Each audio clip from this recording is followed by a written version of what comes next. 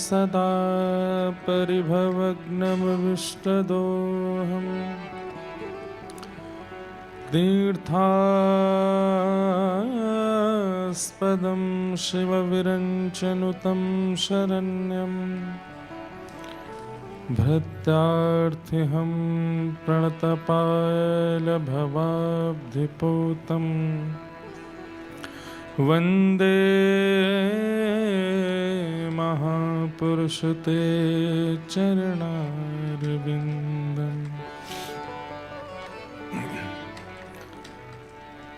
अस्ति स्वस्तरुणे कराग्रविगलत् कल्पप्रसूनप्लुतम्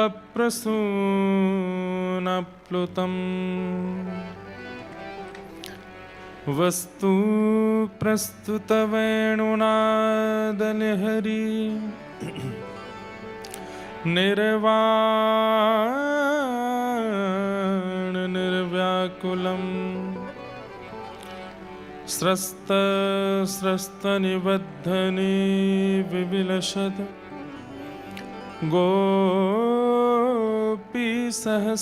गोपीसहस्रावृतम् हस्तन्यस्तनतापवर्गमखिलो दारं किशोराकृति कृष्णत्वदीयपदपङ्कजपञ्जरान्ते अद्यैव मे विशतु मानसराजहंसः प्राणप्रयाणसमये कफवातपित्तैः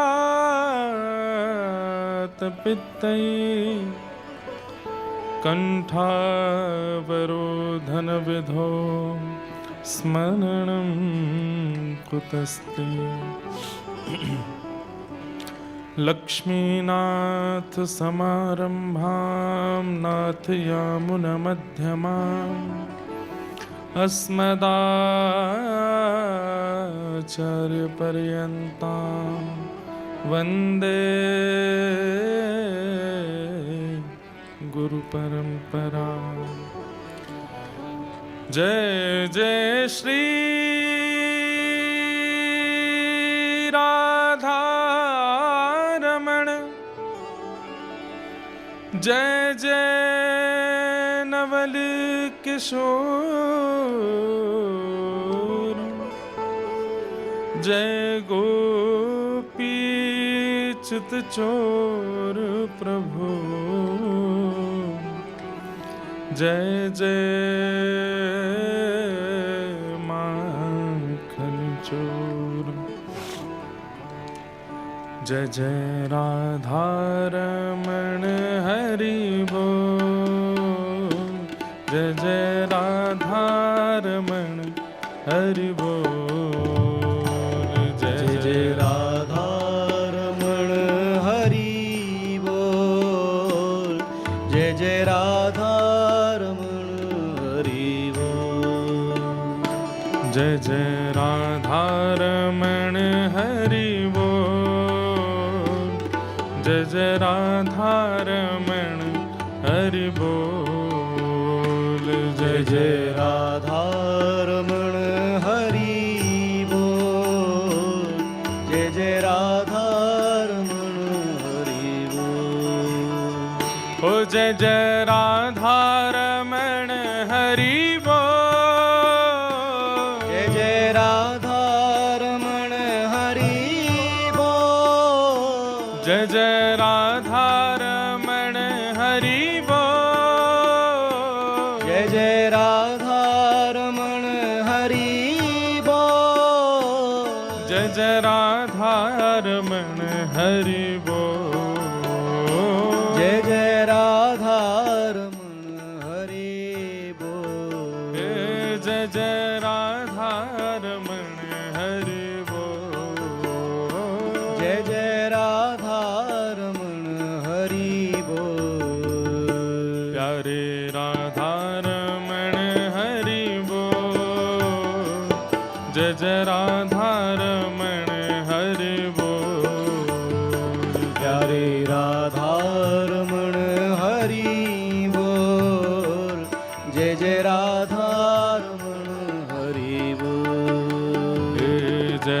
जय राधा रमण हरि बोल, जय जय राधा रमण हरि बोल, जय जय राधा रमण हरि बोल, जय जय राधा रमण हरि बोल। देखो, सबसे पहले तो आप सबको जय श्री कृष्ण। हमें कोई बोला कि महाराज जी हम कथा सुनने तंजानिया से आए हैं, कोई बोले युगांडा से आए हैं, कोई बोले यूके से आए हैं, कोई बोले साउथ अफ्रीका से आए हैं। हमने कि हम भी कथा सुनाने भारत से आए हैं। तो आप ही अपने कष्ट क्यों कह रहे हो कि आप दूर से आए हो? हम भी तो ऑल द वे भारत से आए हैं। और केनिया में हमको पूरी दुनिया में कथा करने में बड़ी आसानी होती, पर केनिया में सबसे ज्यादा पापड़ बेलने होते हैं। और ये क्यों है ये नहीं पता। कहते हैं कि परिश्रम उस वस्तु के लिए किया जाता है जो बहुत मूल्यवान हो। तो निश्चित है कि आप केनिया वासी खूब मूल्यवान हैं, इसलिए आप लोगों के बीच में हमको भी परिश्रम करते हुए आना पड़ता है। और ये तो पहली बार ही हुआ है शायद हमारी कथा के पूरे क्रम में कि कोई कथा अपने नियमित तिथि से नहीं हो रही है, 2 दिन 3 दिन बाद हो रही है। आज के दिन कथा विश्राम होनी थी, आज प्रारंभ हो रही है। लेकिन इस बार हम जल्दी आ गए थे, 2 दिन पहले ही आ गए थे। 2 दिन से आपके केनिया में आनंद ले रहे हैं। नेक भैया या को बेस धीमो कर दो। और इतनी सब व्यवस्थाओं के बाद भी करी गोपाल की सब होए, जो ठाकुर जी चाहते हैं वही होता है। हम चाहे जितना भी परिश्रम कर लें कि हम यहाँ कथा करेंगे, ऐसे करेंगे, इस भाव से करेंगे, पर इन सब में हम आपकी बस एक प्रयास मात्र है। ठाकुर जी की कृपा से ही सब होता है।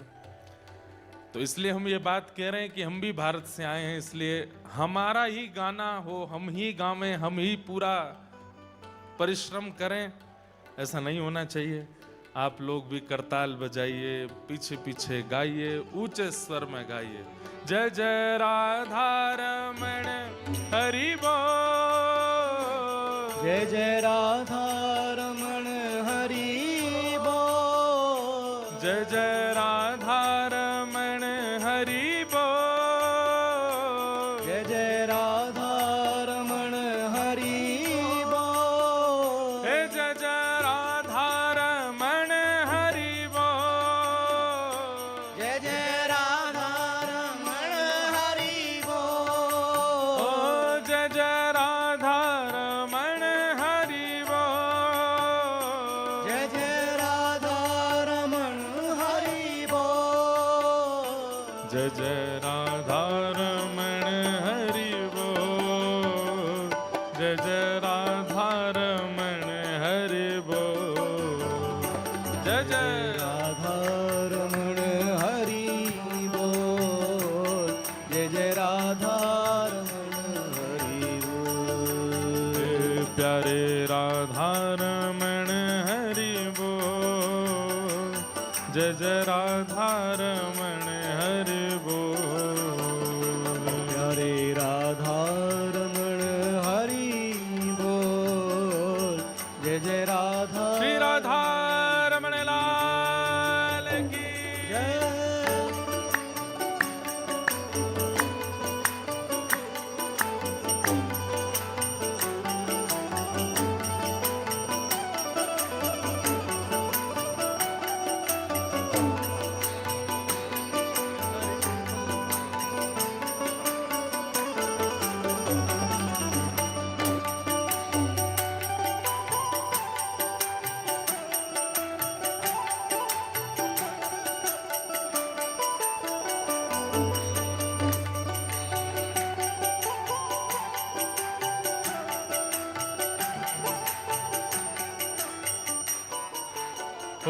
ब्रज नाचे जिसकी किलकन पे, ब्रज नाचे जिसकी किलकन पे, ओ ब्रज नाचे जिसकी किलकन पे, ओ ब्रज नाचे जिसकी किलकन पे, ओ कजरीली तिरछी चितवन पे, ओ कजरीली तिरछी चितवन पे, कजरीली तिरछी चितवन पे, कजरीली तिरछी चितवन पे, ओ कर कालिंदी कोल किलो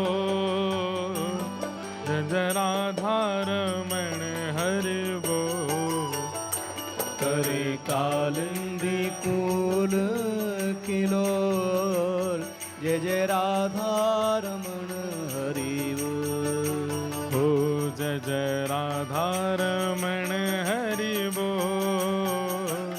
जय जय राधारमण हरि बोल, जय जय राधा रमण हरि बोल, जय जय राधा रमण हरि बोल, हे हरि बोल हरि बोल हरि बोल हरि बोल, हरि बोल हरि बोल हरि बोल हरि बोल, हरि बोल हरि बोल हरि बोल हरि बोल, हरि बोल हरि बोल हरि बोल, हे हरि बोल हरि बोल हरि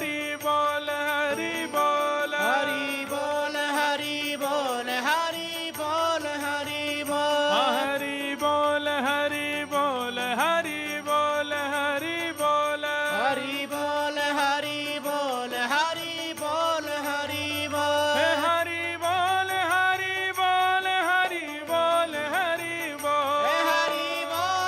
हरि बोल हरि बोल हरि बोल, हरि बोल हरि बोल हरि बोल हरि हे हरि बोल हरि बोल हरि बोल हरि बोल, हे मैया तेरे पाँव पड़ूं एक बार हरि ओ बोल, मैया तेरे पाँव पड़ूं एक बार हरि बोल, मैया तेरे पाँव पड़ूं एक बार हरि बोल, मैया तेरे पाँव पड़ूं एक बार हरि बोल, प्रेम दाता निताई बोले बोल हरि हरि बोल, प्रेम दाता निताई बोले बोल हरि हरि बोल, प्रेम दाता निताई बोले बोल हरि हरि बोल, प्रेम दाता निताई बोले बोल हरि हरि बोल, हे हरि बोल हरि बोल हरि हरि हरि बोल, हे हरि बोल हरि बोल हरि हरि हरि बोल, हरि बोल हरि बोल हरि हरि हरि बोल, हरि बोल हरि बोल हरि हरि हमारे हरि बोल, श्री नित्यानंद महाप्रभु चैतन्य महाप्रभु द्वार द्वार जाते हैं और सबसे कहते हैं कि एक बार हरि बोल बोलो, बस एक बार बोलो। वे लोग कहते हैं कि हम हरि बोल बोलेंगे तो घर के काम कौन करेगा, तो श्री नित्यानंद महाप्रभु तो ये भी कहते हैं हम कर देंगे घर के काम, लेकिन तुम हरि बोल बोलो। इसलिए आसपास जो आपके अगल बगल में बैठे हैं उनके आगे हाथ जोड़ के कहो, मैया तेरे पांव पड़ूं एक बार हरि बोल, मैया तेरे पाँव पड़ूं एक बार हरि बोल, हे भैया तेरे पांव पड़ूं एक बार हरि ओ बोल, भैया तेरे पाँव पड़ूं एक बार हरि बोल, भैया तेरे पांव पड़ूं एक बार हरि ओ बोल, भैया तेरे पाँव पड़ूं एक बार हरि बोल, हरि बोल हरि बोल, हरि बोल हरि बोल, हे हरि बोल हरि बोल, हरि बोल हरि बोल, ओ मुकुंद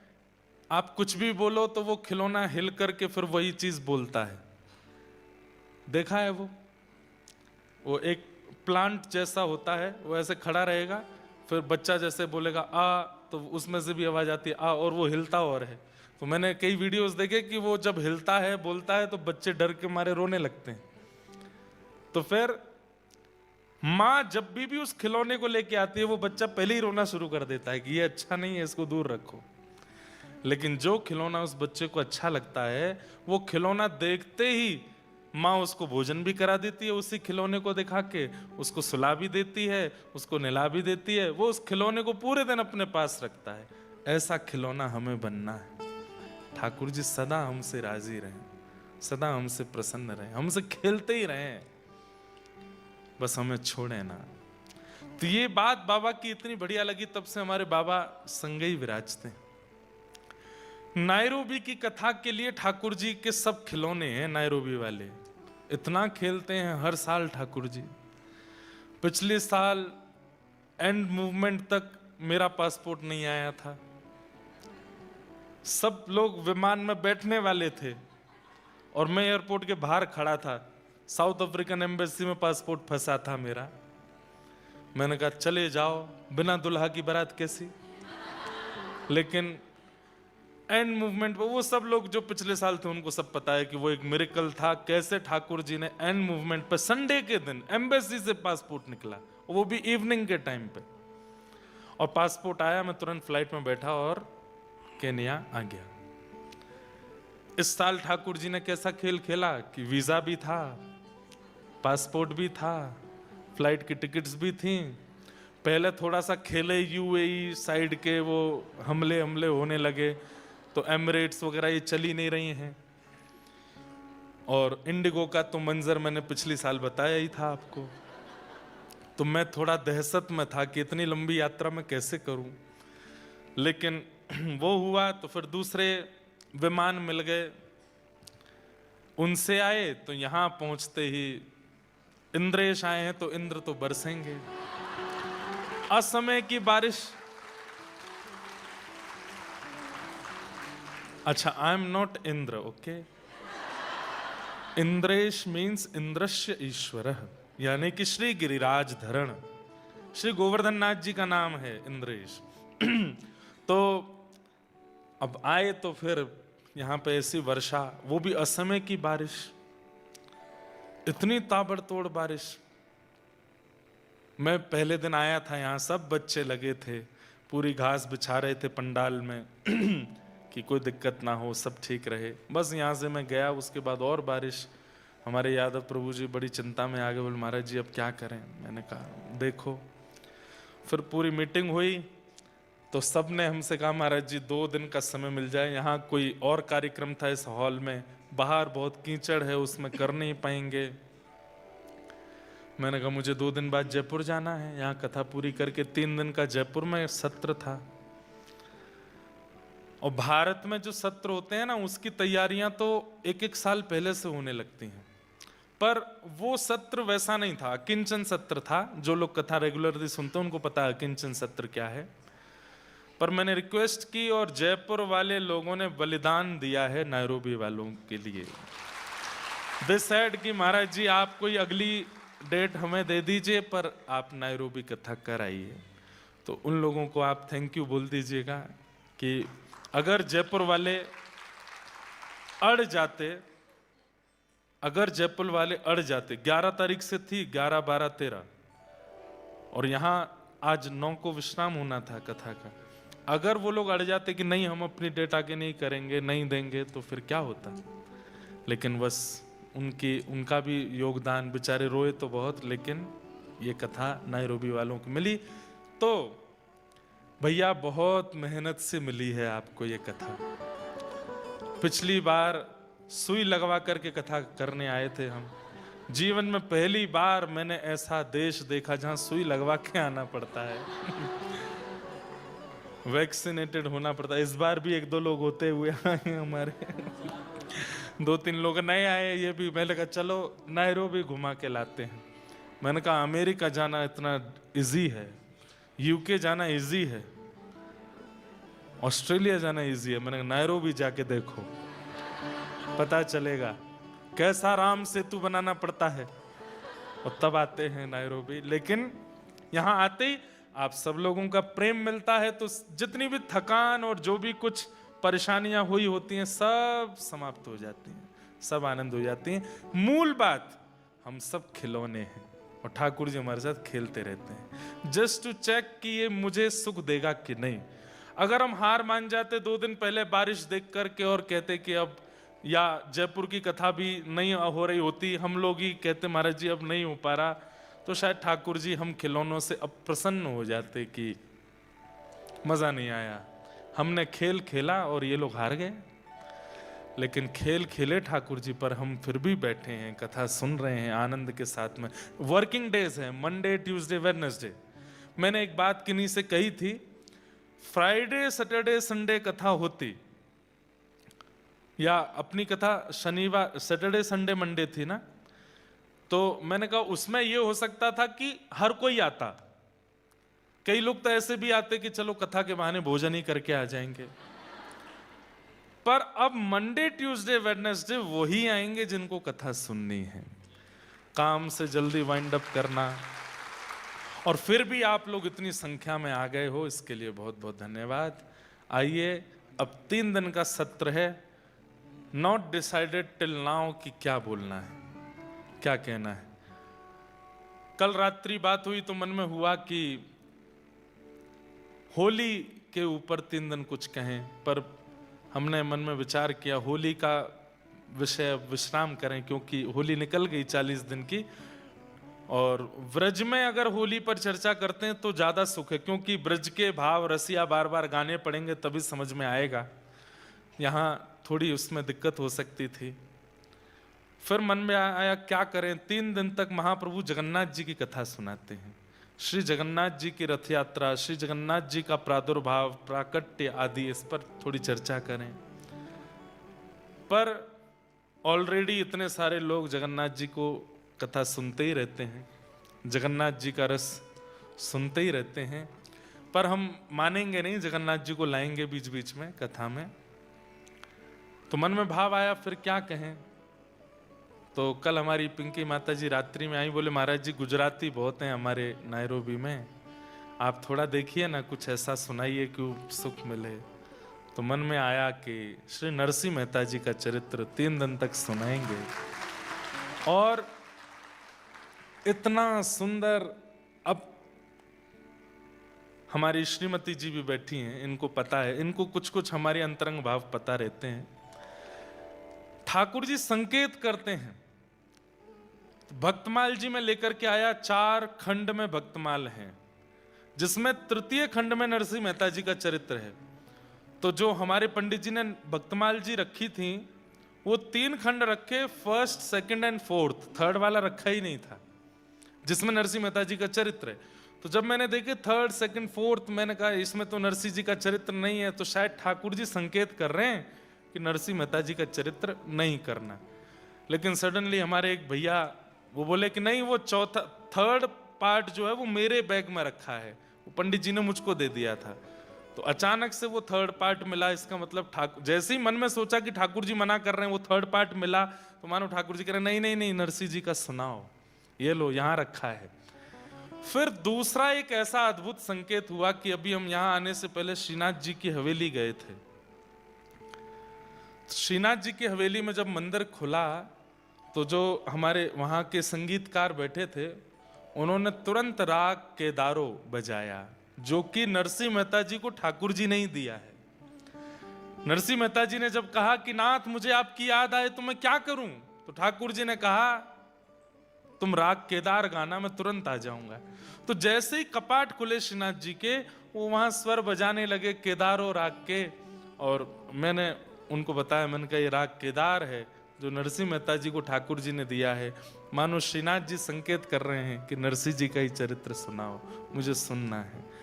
और बड़ी बात यह है कि भागवत कथा आप लोग सुनते हैं, लेकिन भक्तों का चरित्र ठाकुर जी सुनने आते हैं। तो थोड़ी स्पेस रखिएगा, क्योंकि ठाकुर जी आएंगे, वो निश्चित आएंगे। नायरोबी में कथा श्रवण करने के लिए नाथ जरूर आएंगे। तो श्री नरसिंह मेहता जी का चरित्र है, और मुझे ऐसा विश्वास है, अभी हमारे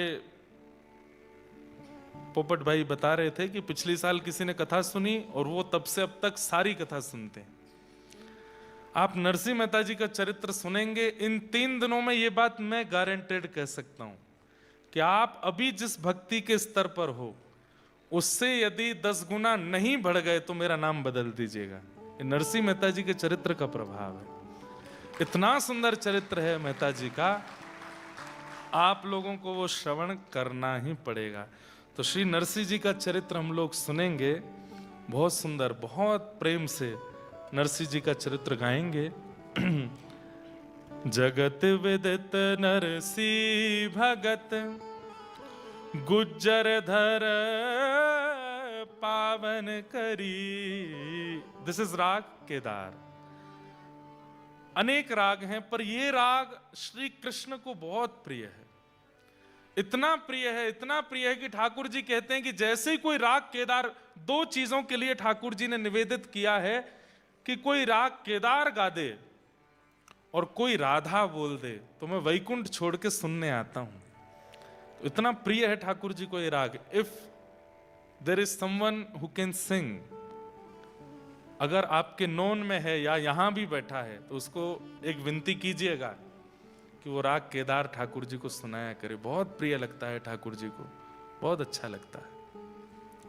तो श्री नाभा गोस्वामी जी नरसिंह मेहता जी के लिए क्या लिखते हैं उसे सुनकर के हम लोग नरसिंह जी के पावन चरित्र में प्रवेश करते हैं। जगत विदित नरसिंह भगत, जिन गुज्जर धर पावन करी।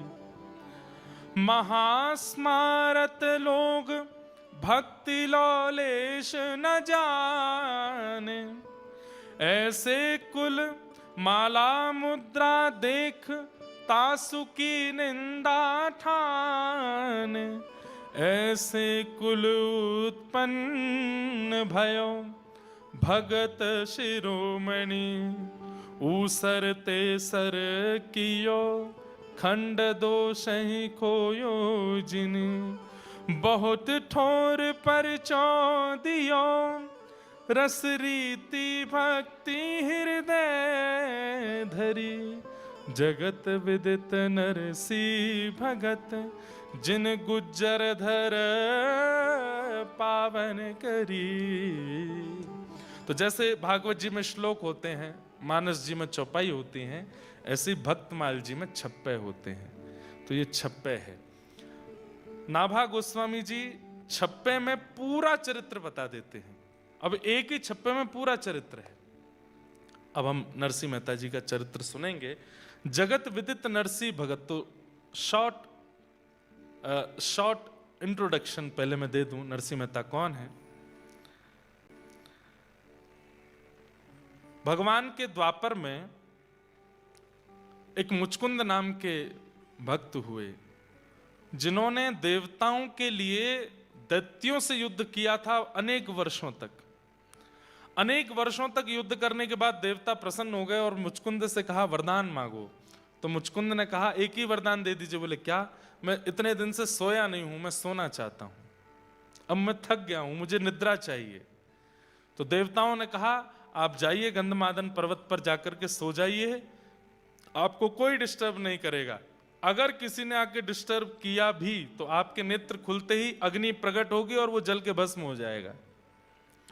तो मुचकुंद गुफा में जाकर के सो रहे थे, तभी एक काल नेमी नाम का राक्षस आया और उसने मथुरा पर चढ़ाई कर दी।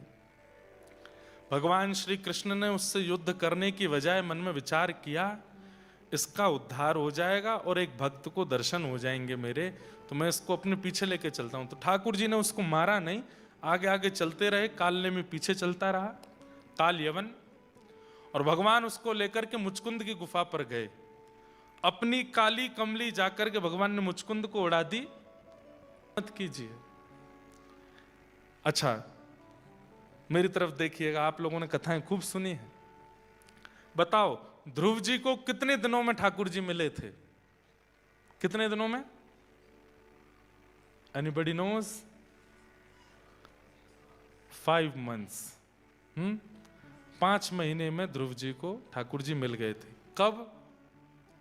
सतयुग में। प्रहलाद जी महाराज के लिए खंभ भेदन करके ठाकुर जी प्रकट हो गए थे। कितनी अवस्था में? 5 साल के थे बस।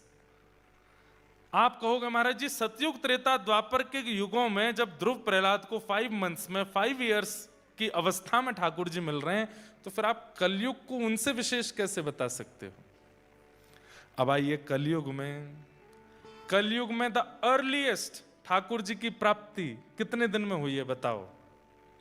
3 days श्री नामदेव जी महाराज को, और उनसे भी सुंदर भगवत प्राप्ति हुई है 7 days में श्री नरसिंह मेहता जी को। केवल 7 दिन के अंदर अंदर श्री नरसिंह मेहता जी को, और सुनिए 7 दिन के अंदर अंदर श्री सुखदेव जी की कथा सुन के परीक्षित को भगवत प्राप्ति हुई। ये कलयुग में हो सकता है, ये सतयुग त्रेता द्वापर में संभव नहीं है। ये कलयुग की विशेषता है। ऐसे कलिकाल में हम आप सब लोग बैठे हैं, उसकी निंदा नहीं करनी है। इसलिए कलयुग को भी प्रणाम कीजिए, क्योंकि आपकी कृपा से हम यहाँ भजन गा पा रहे हैं, कीर्तन कर पा रहे हैं, कथा सुन पा रहे हैं, हरिनाम ले पा रहे हैं, जिससे हमारा उद्धार हो रहा है। तो ऐसे कलिकाल में हम आप सब लोग बैठे हैं, जिस कलिकाल में 52 बार 52 टाइम्स श्री द्वारिकाधीश के दर्शन प्रत्यक्ष हुए हैं नरसिंह मेहता जी को। कितनी बार? 52 टाइम्स। 1 नहीं, 2 नहीं, 3 नहीं, संपूर्ण जीवन काल में 52 टाइम्स ठाकुर जी आए हैं, और वो 52 टाइम्स हम 3 days में कवर करेंगे। कब कब ठाकुर जी आए, कब कब नरसिंह मेहता जी को मिले, कब कब ठाकुर जी ने क्या किया, उन सब भावों को हम लोग सुनेंगे। तो आइए नरसिंह मेहता जी के सुंदर क्रम में हम लोग प्रवेश करते हैं। तो गुजरात के जूनागढ़ में श्री नरसिंह मेहता जी का जन्म हुआ। आपकी माता जी का नाम था लक्ष्मी गौरी, और आपके पूज्य पिताजी का नाम था कृष्ण दामोदर दास। आप नागर वंशीय ब्राह्मण थे, ब्राह्मण कुल में आपका जन्म हुआ था। आपका मूल नाम नरसिंह था, लेकिन आपकी जो दादी थी जय कुंवरी, वो आपको प्रेम से नरसी नरसी बोलती थी, इसलिए उनका नरसी नाम ही प्रसिद्ध हो गया। वैसे इनका नाम क्या था? नरसिंह दास। इनका मूल नाम नरसिंह दास था, लेकिन दादी इनको नरसी बोलती थी, इसलिए इनका नाम नरसी विदित हो गया सब जगह पर। ध्यान से सुनिएगा, बहुत सुंदर है श्री नरसिंह मेहता जी का चरित्र। तो नरसिंह मेहता जी जन्म जब हुआ तो ये गूंगे भी थे और बहरे भी थे, ये सुन भी नहीं पाते थे और बोल भी नहीं पाते थे, जिसके वजह से इनकी दादी बड़ी चिंता में रहती थी कि भाई ये बालक गूंगा भी है, बहरा भी है, बोल भी नहीं पाता, सुन भी नहीं पाता, कैसे इसका निर्वहन होगा। दूसरी बात ऐसी थी कि इनके एक बड़े भैया थे, और उन बड़े भैया का ब्याह हो चुका था, उनका नाम वंशीधर था। तो ये छोटे संतान थे अपने माता पिता के। धीरे धीरे आप बड़े होने लगे। दादी इनको बहुत हृदय से लगा के रखती थी, और दादी रोज आती थी देख करके, इतने प्यारे नरसिंह मेहता लेकिन बोल नहीं सकते, गूंगे। धीरे धीरे नरसिंह मेहता जब बड़े हुए, 5 वर्ष की अवस्था हुई, तो माता पिता दोनों एक साथ चले गए, दोनों की एक साथ मृत्यु हो गई। अब घर में कौन रह गए? बड़े भैया, भाभी और दादी, बस ये 3 लोग, और नरसिंह मेहता। अब स्थिति ऐसी हो गई कि माता पिता के जाने के बाद में बूढ़ी दादी, तो घर में राज चलता था भाभी माँ का, उनको ये बिल्कुल पसंद नहीं थे। बंधु एक बात सुनिएगा, इसे कहते हैं खिलौना होना, ठाकुर जी का खिलौना। ठाकुर जी कई बार ऐसा करते हैं कि आपकी परीक्षा की स्थिति इतनी ज्यादा बढ़ा देते हैं। इन बातों को सुनकर डरिएगा नहीं, हाँ, कहीं आप लोग सोचो कि भाई ये तो छोड़ ही देते हैं भक्ति पर, ठाकुर जी ऐसा करने वाले, तो नहीं। ठाकुर जी कई बार अति प्रियों को भी दूर कर देते हैं, और फिर परखते हैं कि आप कैसे निर्वहन करेंगे। भक्तिमती मीराबाई के प्रसंग में भी ऐसा ही सुनने को आता है कि उनकी ससुराल में उनके सपोर्टर केवल 2 थे, एक उनके ससुर जी और एक उनके पति जिनसे उनका ब्याह हुआ था। और ब्याह के कुछ दिन के अंतराल में ही दोनों चले गए, कोई नहीं बचा, फिर सब विपरीत हो गए। तो विपरीतताएं, इसका मतलब जरूरी नहीं कि कोई आपका बहुत प्रेमी आपसे दूर होगा उसी को विपरीतता बोलते हैं। विपरीतता आप लोग जो नायरोबी में फेस करते हैं भक्ति के प्रसंग में, वो विपरीतता ही है। यहां भजन करना बहुत मुश्किल है। क्यों? यहां पर भजनानंदी नहीं है, यहां पर भजन के ज्यादा साधन नहीं है। लोग बाग यहां पर गौमांस खाते हैं, लोग जाने क्या क्या खाते हैं, बता भी नहीं सकते, ऐसी ऐसी सामग्रियां खाते हैं। हम तो अभी आए नाक बंद करते हुए ही आए विमान में, इंडिगो से बचे तो कहीं और जाके गिरे, इथोपियन एयरलाइंस। और भैया किसी की निंदा नहीं कर रहे हैं, पर एक बात बता रहे हैं कि वो एक बात है ना कि कहां से गिरे कहां अटके। हम वो ऐसे एक प्रसंग वो कहा जाता है, एक आसमान से गिरे, हाँ आसमान से गिरे खजूर पे आसमान से हुए, खजूर पे अटके, आसमान से गिरे खजूर पे अटके। आसमान से गिरे खजूर पे अटके वही हो गया। हमने कहा बढ़िया है, इसमें बड़ी सीट मिल जाएगी। बड़ी सीट तो मिली, पर नासिका का जो हाल हुआ वो तो हमें ही जाने। तो ये विपरीतताएं हैं इन देशों में। इन देशों में भोग बहुत इजी है, इंद्रियों का सुख बहुत इजी है। इंद्रिय सुख जो भी है वो यहां करना चाहो, यूके में करना चाहो, अमेरिका में चाहो, ऑस्ट्रेलिया में चाहो, आप चुटकियों में कर सकते हो। यहां भजन करना मुश्किल है। यहां भजन करना थोड़ा, वैसे तो नायरोबी केनिया की जो वैसे माहौल है वो तो इतनी शांति प्रिय देश है कि यहां पर आप भजन भी आसानी से कर सकते हैं, लेकिन फिर भी भोग इतना इजी है कि कई बार वो भजन में बाधा बनता है। फिर अब मंदिर के नाम पर एक ये स्थान है, एक और है, एक दो और होंगे, बस इससे ज्यादा कुछ स्थान भी नहीं होंगे कि आप जहां जाकर के नित्य भजन साधन कर सको। तो थोड़ा यहां पर डिफिकल्ट तो है। इसी को ही विपरीतता बोलते हैं। पिताजी डॉक्टर, माताजी डॉक्टर, भैया डॉक्टर, भाभी डॉक्टर, उसके बाद तुम भी डॉक्टर बन गए तो कोई बड़ी बात नहीं है। लेकिन पिताजी माताजी सब अलग थे, भैया भी कुछ और करते थे, और आप अचानक से डॉक्टर बन गए, ये बड़ी बात है। तो यहां तो सब भोग भोग रहे हैं, पर इन भोगियों के बीच में रह करके आपने भजन कर लिया तो ये आपके लिए बड़ी प्रशंसा की बात है। मैं इस बात को क्यों कह रहा हूं, वृंदावन में भारत में भजन करना इस कैसा कि पिताजी भी डॉक्टर हैं, माताजी भी डॉक्टर हैं, भैया भी डॉक्टर हैं, भाभी भी तुम भी डॉक्टर हो गए, वहां तो सब भजन कर ही लेते हैं। पर यहां रह के भजन करना बड़ी बात है। विदेश में रह करके भी अपने देश की संस्कृति को याद रखना ये बड़ी बात है। तो ये विपरीतता ही है। ऐसी विपरीतता ठाकुर जी देते रहते हैं भक्तों को ताकि वो चेक कर सके ये भजन करेगा कि नहीं। तो नरसिंह मेहता जी के माता पिता चले गए, भाभी माँ उनको ज्यादा प्रेम करती नहीं थी, दादी बूढ़ी हो गई थी तो उनकी इतनी चलती नहीं थी। घर का भोजन बन जाता, जो जल जाता था वो नरसिंह मेहता को दे देते थे, बेचारे चुपचाप खा लेते थे। दादी कभी कभी बचा करके अपनी रोटी रख लेती, वो नरसिंह मेहता जी को खिला देती थी।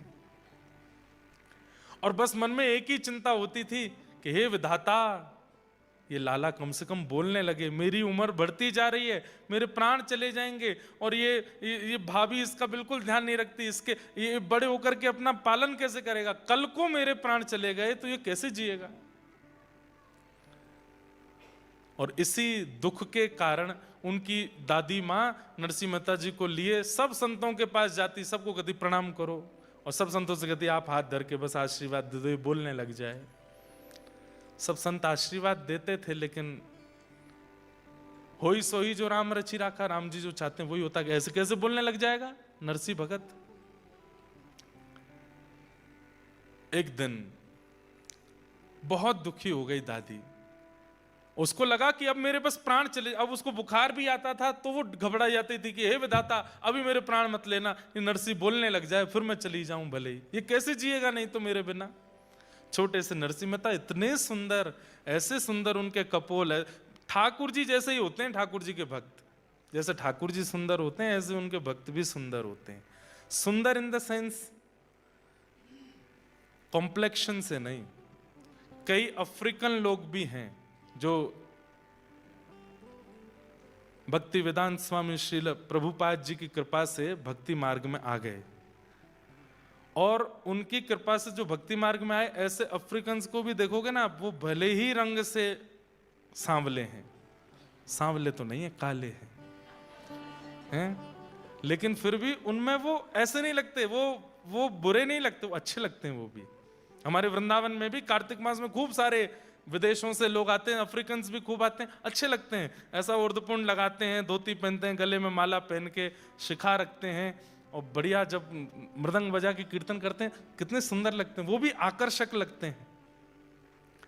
तो कहने की बात, जब चित्त में ठाकुर जी, बुद्धि में ठाकुर जी, वाणी में ठाकुर जी विराज जाते हैं ना, तो व्यक्ति का स्वरूप निखरने लगता है।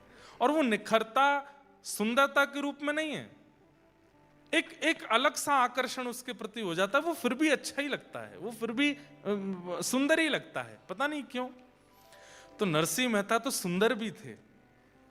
दादी माँ गोदी में लिए बस, नरसिंह कुछ बोल, नरसिंह कुछ बोल, लेकिन नरसिंह बेचारे गूंगे, कुछ नहीं बोल पाते।